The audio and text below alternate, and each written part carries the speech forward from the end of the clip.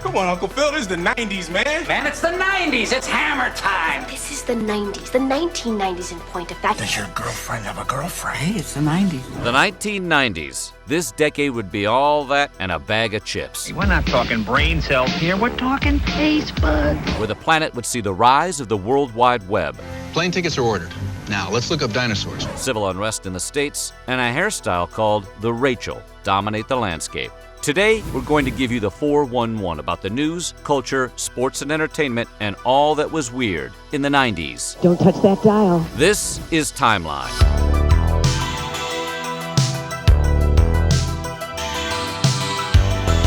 Hang on to your plaid, because we're starting at the beginning with the year 1990. But before we get started, be sure to subscribe to the Weird History channel and let us know in the comments below what your favorite 90s expression was. Okay, baby, let's go back. I don't know about you guys, but I'm dying for a Pepsi. Coming out of the 80s, the world was changing. Communism was crumbling, the Cold War was thawing, and materialism had taken root in our culture. Moving into the 90s, how would this decade be defined? In the year ahead, we would see one of the biggest upsets in sports history, a whale of a good time, and a stage being set for war. 5 months ago, Saddam Hussein started this cruel war against Kuwait. Tonight, the battle has been joined. This is 1990. Aren't you going to say hello? The year started off great for David N. Dinkins, who became the first black mayor of New York City, who was sworn in on January 1st. Dinkins' tenure, however, was marred with unparalleled levels of crime and a massive budget deficit. Most commonly, he's remembered for failing to respond to the race riot in August of 1991, now dubbed the Crown Heights crisis. At the time, tensions were high between blacks and Jews in Brooklyn. A brutal attack on Orthodox Jews sparked a full-blown riot. 2 days later, after holding up in the Vatican Embassy in Panama City for 10 days, dictator Manuel Noriega surrendered to the United States.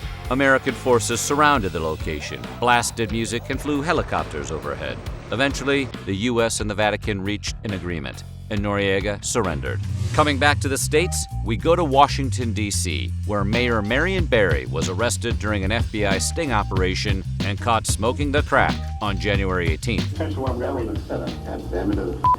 In a surprising twist, after serving his 6-month sentence, Barry was re-elected mayor, serving from 1995 to 99. Damn mayor on crack. In late January, we head to the New Orleans Superdome, where during Super Bowl 24, the San Francisco 49ers demolished Mule-Mouth John Elway and the Denver Broncos 55-10.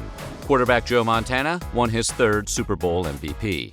3 days later, the Soviet Union saw its first McDonald's restaurant open in Moscow. Those golden arches attracted long lines of hungry Russians, who waited as long as 6 hours for 2 all-beef patties, special sauce, lettuce, cheese, pickles, onions on a sesame seed bun, plus fries and a Coke. I think the reaction from the Soviets is going to be exceptional. I think they're going to just say, thank you, thanks McDonald's, thanks for coming here. One journalist noted the level of Russian enthusiasm was the expression of America's rationalism and pragmatism toward food. That's one way of looking at it. McDonald's, food, folks, and fun. On February 11th, the leader of the movement to end South African apartheid, Nelson Mandela, was released from prison after spending 27 years incarcerated. I tell you, feeling the thrill of just realizing that he's going to be out. I feel free today. It's going to change the country a lot. Mandela had been sent to prison on trumped-up charges of treason and sabotage. Flash forward 4 years, where on May 10th, Mandela would be elected as president of South Africa and serve until 1999. The moment to bridge the chasms that divides us has come. Back to 1990, and we go to the Tokyo Dome in Japan, where on the same day as Mandela's release, the undisputed, undefeated heavyweight champion of the world, Mike Tyson, was defeated. Iron Mike was knocked down and out by the 42-1 underdog Buster Douglas in the 10th round of the bout. The next day, on February 12th, rapper, dancer, and iconic Genie Pants wearer MC Hammer released his album, Please Hammer, Don't Hurt 'Em. The album stayed on the Billboard 200 for 21 weeks straight and propelled MC into superstardom thanks to his juggernaut single, You Can't Touch This. Hammer became so popular that a year and a half later he got his very own cartoon, Hammerman, which debuted on September 7th, 1991. Your very own cartoon. Now that's making it. It's hammer time. Back to 1990, we go to the courts, where on February 27th, the case of Washington versus Harper saw an inmate in Washington state sue the prison system for involuntary medication, specifically around the inmate's antipsychotic medication. The court found that Harper was a danger to either himself or his fellow inmates, and the prison was well within its rights to administer antipsychotic medicine against the will of the individual involved.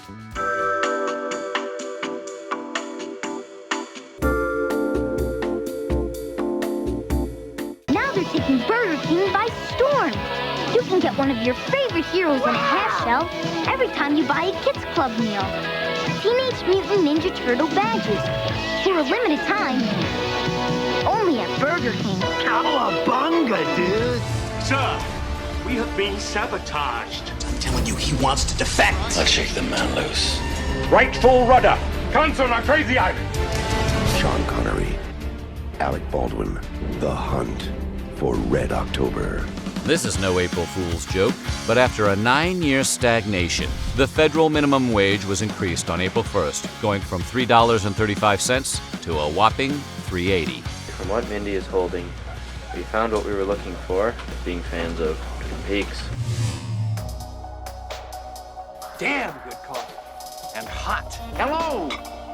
I was wondering if I might trouble you for a cup of strong black coffee. They got a cherry pie there that'll kill you. On April 10th, animal rights activists had a win when they successfully convinced canned tuna brands not to buy fish caught from companies that used nets which harmed dolphins. The turning point was when Heinz, who was the globe's foremost tuna supplier, decided to stop buying any tuna caught using purse fishing net methods. Just about everything you see in here is a potential hazard. Let me show you something. Let's just say you're changing the water in this here tank. And you accidentally fill it with gasoline, like so. The janitor comes in, there's a power outage, he lights himself a match, and... oh! He's cooking fish sticks! In late April, the Hubble telescope was launched into space aboard the Space Shuttle Discovery. After its launch, it was discovered that the telescope's primary mirror had an aberration that affected its ability to produce clear and accurate images, making the poor Hubble a late-night talk show punchline. Have you heard about the problems with the Hubble Space Telescope? They call the NASA official repairman to fix it, and he said he'll be up there sometime in the 21st century between noon and 5. Since being fixed, the Hubble has helped revolutionize astronomy, giving in-depth looks at distant stars, planets, and galaxies, and giving scientists a better understanding of black holes. Some sad news as we head into mid-May. The man behind the Muppets, Jim Henson, died at the age of 53. He's taught me so much just by being the person who he is. Henson single-handedly ushered in a new golden age of puppets, creating many of his iconic characters on Sam and Friends in 1955, which would then later be reborn as The Muppet Show, almost 20 years later. Besides being the hand behind Kermit the Frog and Miss Piggy, Henson also helped create puppets for The Dark Crystal, Teenage Mutant Ninja Turtles, Farscape, and Labyrinth. On the same day, beloved Rat Pack member Sammy Davis Jr. passed away. The actor, singer, and comedian died while heavily in debt to the IRS. His estate was divided up and had various legal battles surrounding it, even after the death of his wife, who passed in 2009. A little-known fact about Sammy was that towards the back half of his life, he converted from Judaism to Satanism. The Mr. Bojangles crooner hosted many interesting parties, satanic rituals, and pagan sacrifices. Sticking with the music, Madonna's Vogue topped the charts by reaching #1 on the US Hot 100 on May 19th and stayed there for 3 consecutive weeks. The music video for Vogue was directed by a then-budding David Fincher, who we may hear from later on in the decade. What's in 1995? What's in 1995? In late May, Colombian elections were marred by violent protests and riots after Cesar Gaviria won the presidency. Luis Carlos Galán, the Colombian presidential candidate, had been shot and killed while campaigning south of Bogotá. He was so far ahead in the polls for the presidential elections that he was virtually assured of victory. His campaign manager, Cesar Gaviria, ran in his place after the attack and was elected president. Immediately after Galán's assassination, the president at the time, Virgilio Barco, retaliated by reinstating extraditions. Have you brought any fruits or vegetables onto the planet? 2 weeks. Excuse me?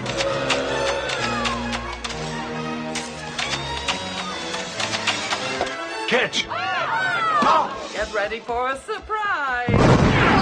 A notable first, the Thanatron, the machine Jack Kevorkian used for assisted suicides, was used for the first time on June 4th. Janet Adkins of Portland, Oregon, became the first person to use the Thanatron. Her decision that had been made some time ago, the boys were all familiar with it, and we all knew what she wanted to do. Kevorkian and the Thanatron would eventually be enlisted by 129 other people to end their own lives.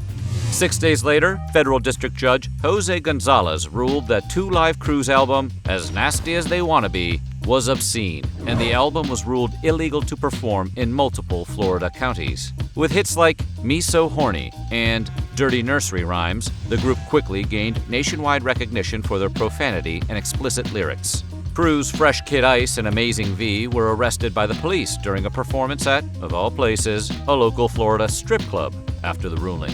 The case was taken to trial, where the crew would eventually be acquitted. Two Live Crew walked, so Megan Thee Stallion could run. Sticking with the justice system, the U.S. Supreme Court upheld by a 6-3 vote police DUI checkpoints on June 14th. In the decision, written by Chief Justice William Rehnquist, the court rejected assertions that DUI checkpoints violated the Fourth Amendment protection against unreasonable search and seizure. Daddy, I can do it.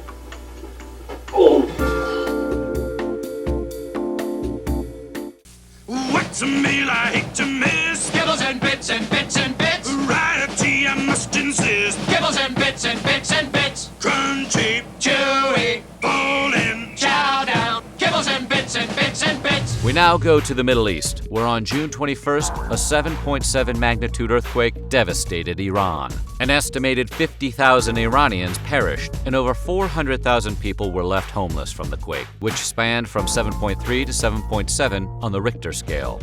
Heading into July, we go to Italy. Buongiorno. Where West Germany, yes, West Germany was still around at the time, won the FIFA World Cup, defeating Argentina 1-0. This was the third World Cup title for West Germany. You ain't got a body no more, son. It's all up here now. You want to move something, you got to move it with your mind. I did it. Way to go.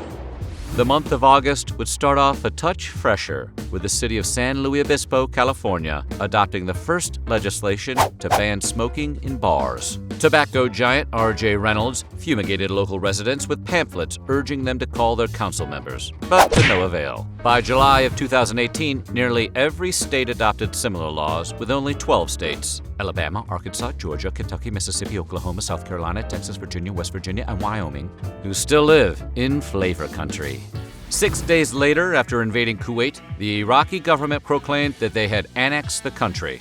In a statement issued from Saddam Hussein's ruling council, they insisted their lack of fear from American military forces, despite the annexation, proclaiming, "All the fleets and squadrons of aircraft will not shake a single palm frond in Iraq." We'll see how well that statement holds going into 1991. Clear! No, wait! Oh my God. We fucking got him! Come on, Nelson, pick up the beat. Easy, easy, easy. Nelson, pick up the beat, pick up the beat, pick up the beat. Wait for you.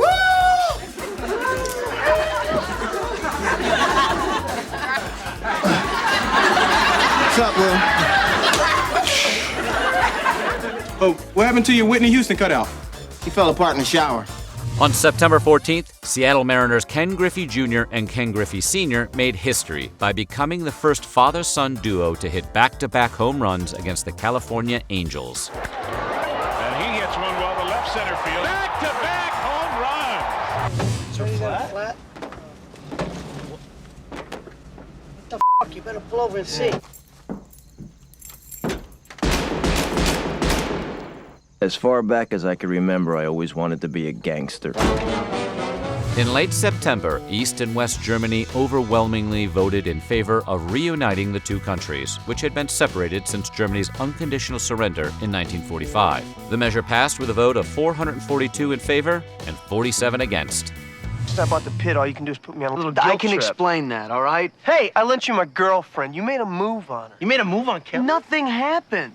Then you send your little sex freak over to my house trying to look for some kind of handout. It's temporary insanity, all right? I wasn't thinking with my head. You weren't thinking at all. Hold on a second. Let's back up to the part about the sex freak. Humphrey the Humpback Whale may not be as popular as Free Willy, but on October 24th, he became a celebrity in his own right. I saw his tail come up out of the water. It was right past the Golden Gate Bridge. During his long seasonal migration from Mexico to Alaska, Humphrey decided to take a pit stop in the San Francisco Bay. Humphrey stayed for 3 days and then was lured back on his way by the Marine Mammal Center, who played the smooth, jazzy sounds of other humpback whales.